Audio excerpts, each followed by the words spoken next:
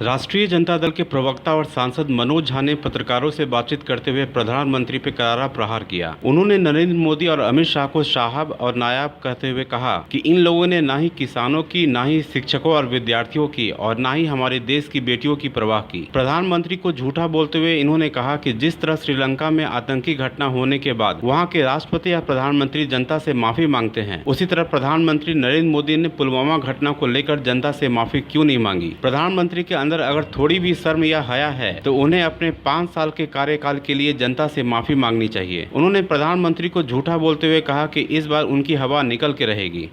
ये बेहद अफसोस का विषय है। राष्ट्रवाद पर भी अगर बात हो तो ये बात हो कि राष्ट्र को बनाने में जिन किसानों ने खून पसीना दिया, आपने उसके बारे में क्यों नहीं बात की। राष्ट्र को बनाने में जिन विद्यार्थियों और शिक्षकों ने अपना योगदान दिया, उसके बारे में बात क्यों नहीं हुई। राष्ट्र को बनाने में जिस अर्थव्यवस्था ने अब तक कारगर कदम उठाए, उस पर बात क्यों नहीं हुई। राष्ट्र को बनाने में जिन बेटियों ने योगदान दिया, उनको महफूज रखने पे बात क्यों नहीं हुई। ये तो आप साहब से पूछिए और उनके नायब से पूछिए, मोदी जी और अमित शाह जी।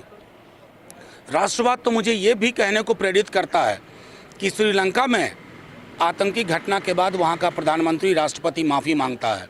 आपने माफ़ी क्यों नहीं मांगी। पुलवामा के बाद सुरक्षा चूक थी, इंटेलिजेंस इनपुट के बावजूद अगर हमारे जवान शहीद हुए हैं तो राष्ट्रवाद के नाम पर इन तमाम मुद्दों के साथ इस पर भी माफ़ी मांगनी चाहिए थी। पीएम के अंदर अगर थोड़ी भी शर्म और हया हो तो उन्हें पूरे देश से कहना चाहिए कि मैं अपने 5 साल के कार्यकाल के लिए माफ़ी चाहता हूं, और ये भी कहना चाहिए कि 2014 के घोषणा पत्र पर मैं चुप रहा, असफल रहा, मैं आज तक का सबसे कमज़ोर प्रधानमंत्री हूँ, माफ़ी मांगनी चाहिए। और दिक्कत क्या है ना कि सच देखते हुए भी झूठ बोलते हैं।